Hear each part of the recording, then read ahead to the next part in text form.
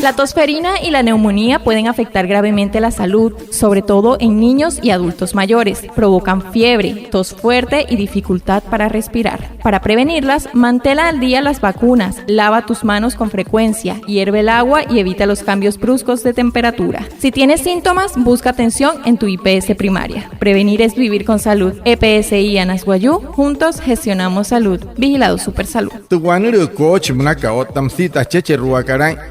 Wayuu stuma. Otamusia namu ina tepichka namu Wayuu mureuyo. Te apos o ushua métodos che ai otamusia motsos na imutuma. Manka hunter hunai yakana te moimaya humakuna hirapa tepichka rirule tu hahapo wanepi. Otamsi tu wina sena kahura kahapa. Otamsi haima hirasuri ha inchka kai otasiruma la muy chike. Te apos a cheche ruai hachapa. Te rahawa ka sulun te herre peheka hunai manka hutare hamonte. Haima hirakuwa pa anena hia. Hunai kimite EPSI ka Anas Wayuu, hai mahirahia kan otta push wal. Hana hauchi wate, ana hutkatsau ayuis.